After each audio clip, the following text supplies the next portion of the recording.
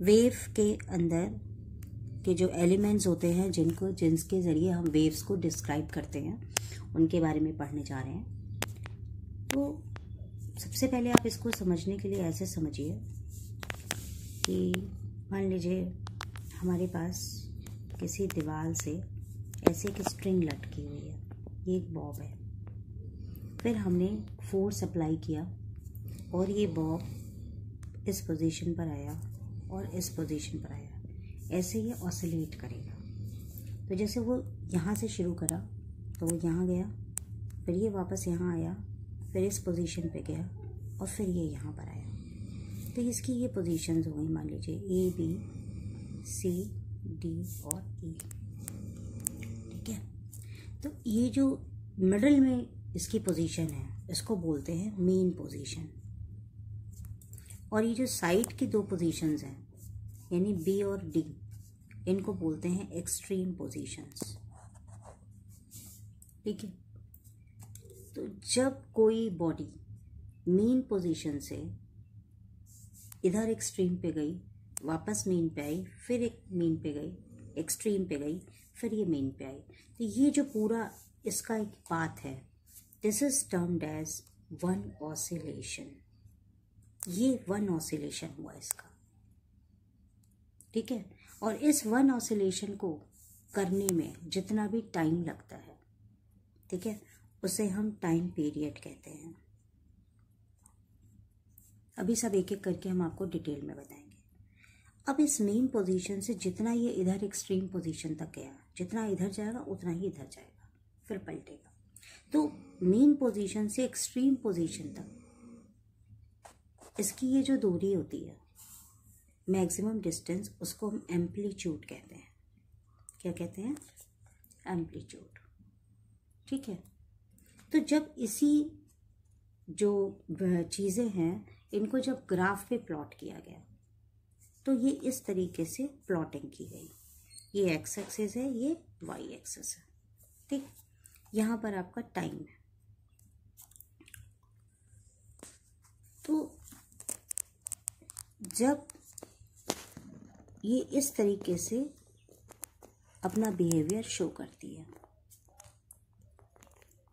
ऐसे करके, तो ये जो ऊपर के इसके पोजीशंस होते हैं इनको क्रस्ट बोला जाता है, और इसका जो ये नीचे का पोजीशन होता है ये ट्रफ बोला जाता है। ये आपका यहाँ से यहाँ तक ये एम्पलीट्यूड होता है। एम्पलीट्यूड मतलब मेन पोजीशन से एक्सट्रीम पोजीशन तक का डिस्टेंस। तो ये जो मैक्सिमम डिस्टेंस कवर कर रहा है ये इस वेव का एम्पलीट्यूड है। अब मान लीजिए वेव हमारी इस पोजीशन पर है, तो यहाँ से यहाँ तक जो डिस्टेंस कवर करती है वेव, मान लीजिए ए पोजीशन से बी पोजीशन तक कि वेव मान लीजिए इस पोजीशन पर है और इस पोजीशन पर जब आती है तो इसके ड्यूरेशन में वो जो डिस्टेंस कवर करती है उसे वेवलेंथ कहते हैं। ओके, द डिस्टेंस बिटवीन, एक के बाद एक ही क्रस्ट आ रहा है ना, बीच में और तो कोई नहीं आ रहा, तो ये सक्सेसिव क्रस्ट हो गए। Distance between two successive crest is known as wavelength. Okay, इसी तरीके से ये ट्रफ है तो ये भी ट्रफ है। मान लीजिए ये पॉइंट सी है, ये पॉइंट ए है, so distance between two successive trough is known as one wavelength. So now we can watch the definition. What is the definition of the wavelength? The minimum distance, firstly see this definition, distance between centers of two consecutive compressions is equal to wavelength. I have written over compression. You can write over here crest, you can write over here trough, depending upon the wave. For the transverse waves, for example light, you write the definition for the crest and trough. But here I have written the definition for the compression because we are considering the sound wave. And sound wave is a longitudinal waves, and in case of sound waves, we form compressions and rarefactions. Now what is compression and what is rarefaction.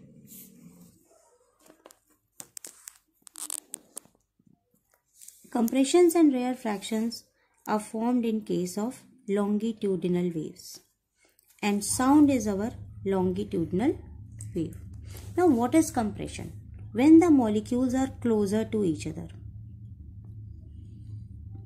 Okay, for example, this is the compression and this is the rarefaction area when the molecules are far apart. So this is rarefaction, this is compression. Then again compression, molecules are very close to each other.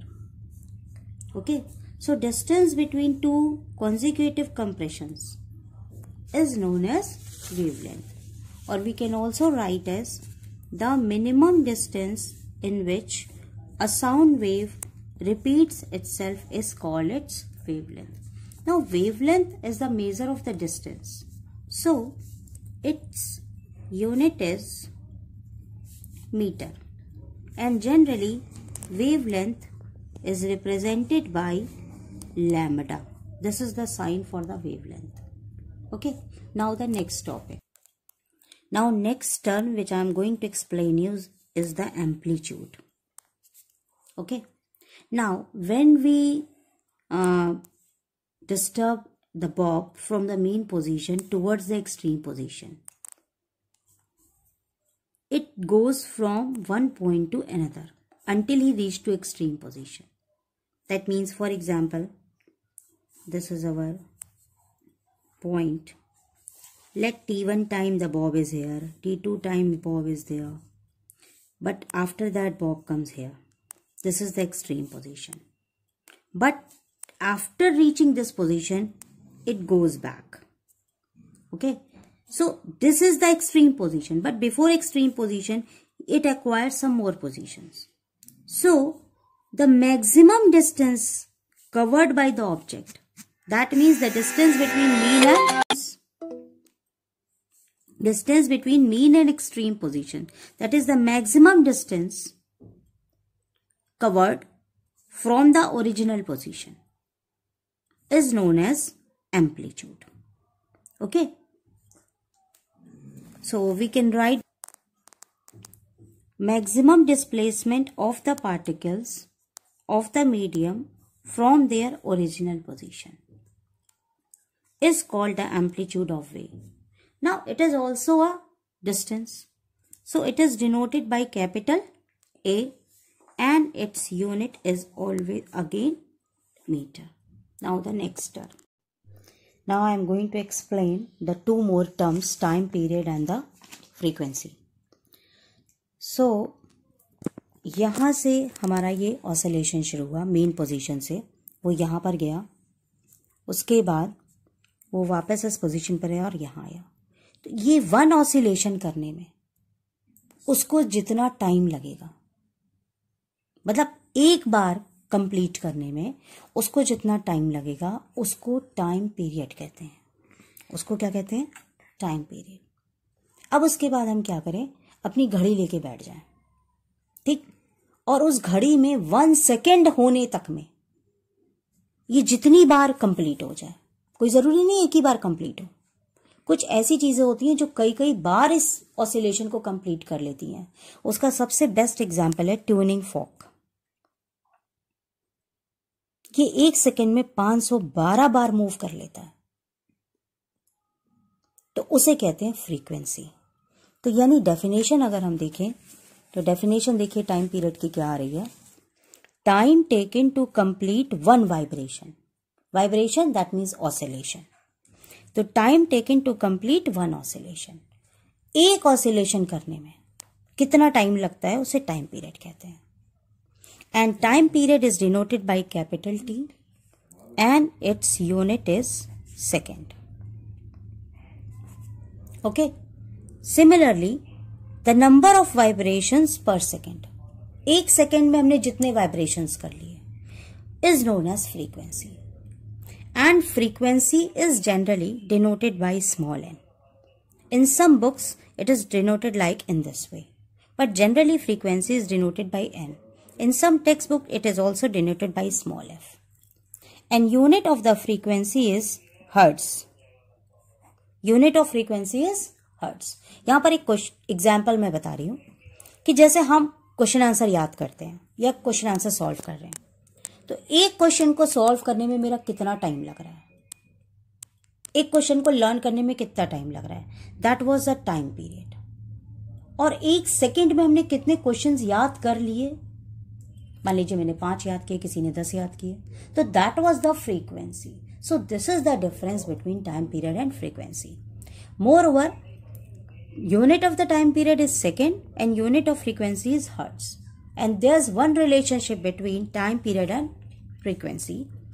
And now I am going to explain you different types of relationships between time period and frequency and other things also, so that we can easily solve the numericals. Now firstly I am going to explain the relationship between frequency and time period.